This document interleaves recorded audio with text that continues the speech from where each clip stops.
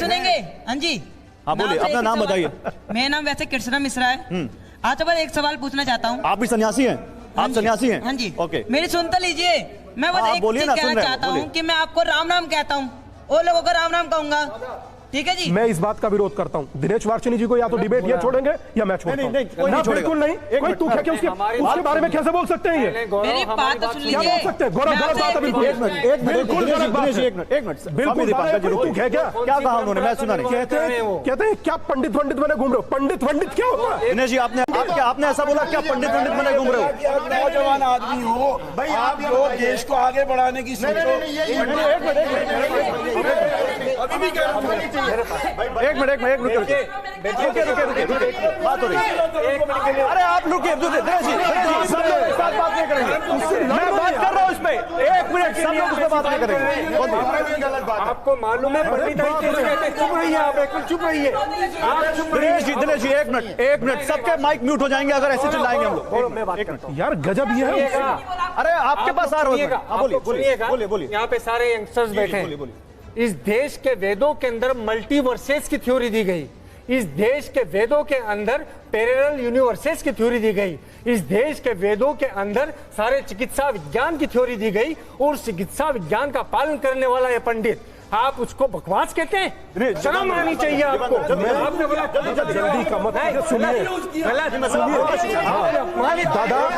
दादा, सुन लीजिए दिनेश जी, सुन लीजिए। सूर वो वस्त्र है ना, मैं समझ रहा हूँ वो होगा, मगर मैं एक चीज कहना चाहता हूं कि इस सदी का नोबेल क्या मिला आप जानते हैं? किसको मिला?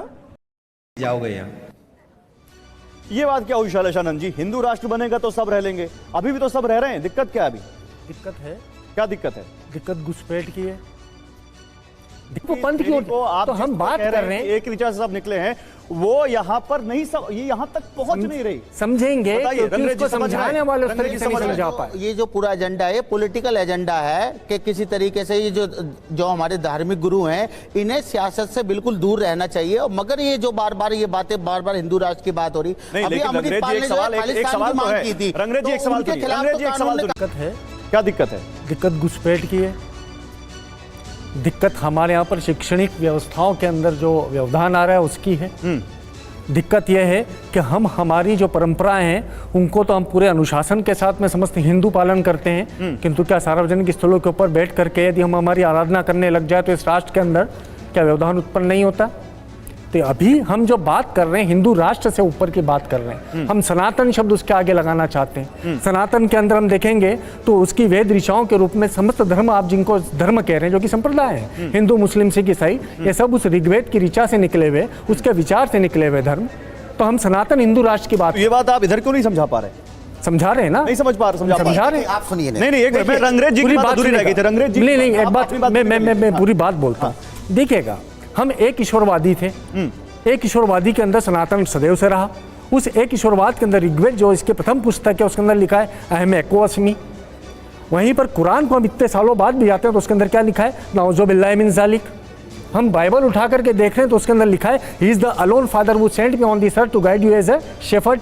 वो एक अकेला पिता है जिसने जमीन पे मुझे भेजा तुम्हें गडरिये की तरह मार्गदर्शन करने के लिए। हम उपपंथ की ओर जाते हैं। नहीं, मैं उपपंथ की ओर तो हम बात कर रहे हैं। एक ऋचा से सब निकले हैं, बार बार हिंदू राष्ट्र की बात हो रही। अभी अमृतपाल ने खालिस्तान की मांग की थी, रंगरेज जी एक सवाल के खिलाफ कार्रवाई कर दी, उन्हें जेल में डाल दिया। पाकिस्तान मुस्लिम समाज ने जो है कहा था गजवाए हिंद की बात की थी, उन पे PFI पे बैन भी कर दिया और सारे लोग जेल में। मगर खालिस्तान राष्ट्र बना सकता कोई नहीं बना सकता। ये देश जैसा था ऐसा ही है और ऐसे ही चलता रहेगा। दिखाना चाहता हूँ, फिर आप लोगों के पास आ रहा हूँ। आइए पीछे इधर आइए। हम छोड़ेगा यह व्यवस्था को खत्म करो। अभी आप कह रहे हैं जातिगत जनगणना होनी चाहिए, आप कह रहे हैं जाति को छोड़ो। आप तो उन्हीं की बात पर आ गए।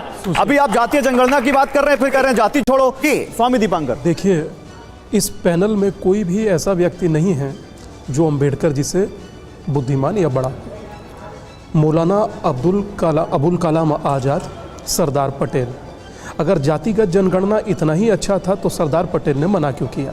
पहली बात बताऊं, आपको मजबूती कहाँ से मिल रही है? हमारे तरफ से मजबूती मिले। मैं बता दूं कैसे। हमारे तरफ से मतलब?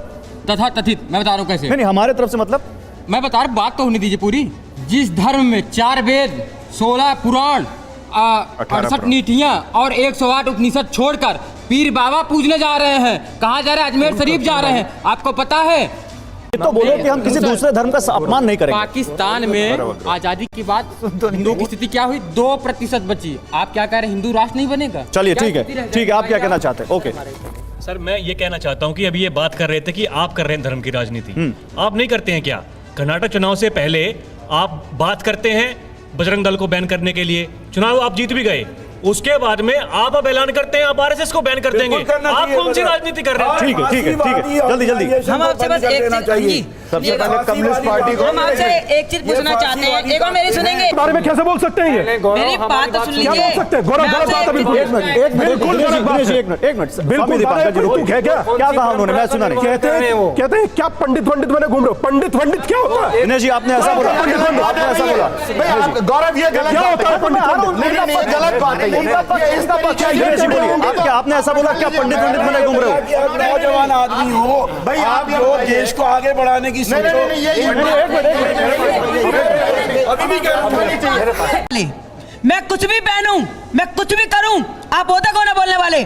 आपके बगल वाले को बोल सकते हैं आपके बच्चे की मस्जिद में ना जाए, बोल सकते हो?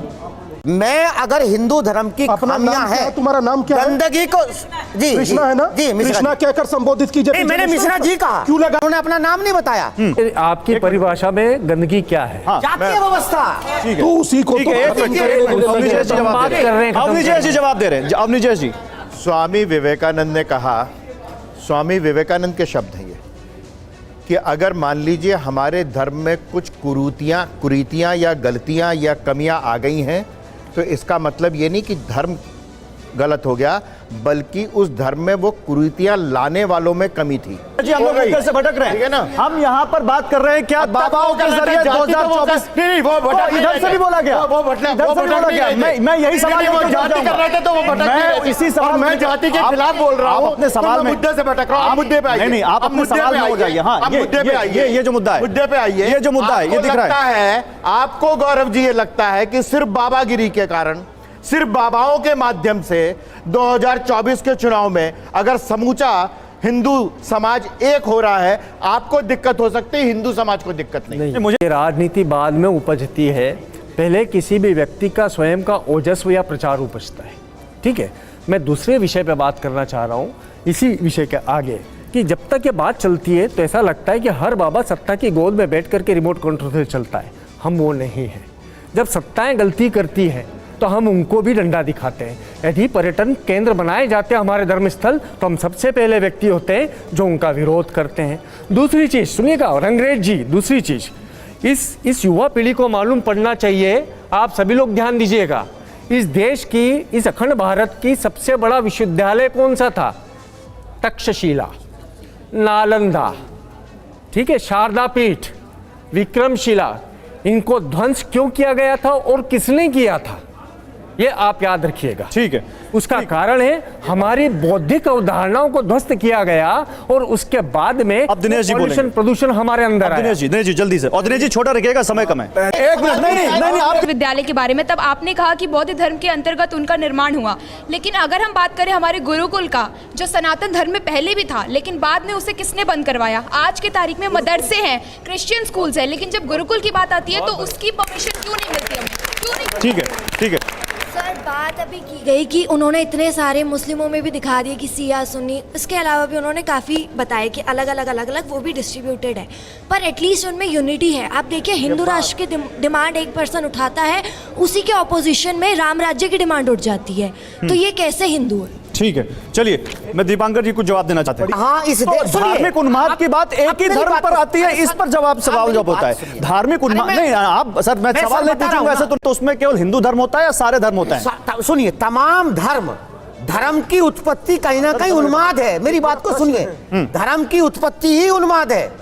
हिंदू धर्म की व्यवस्था, सुनिए, जब यहाँ क्रिश्चियनिटी पर, जब यहाँ बुद्धिज्म पनपा, जैनिज्म पनपा, यहाँ इस्लाम, बौद्ध धर्म की उत्पत्ति भी उन्माद है। बौद्ध धर्म की उत्पत्ति भी उन्माद है।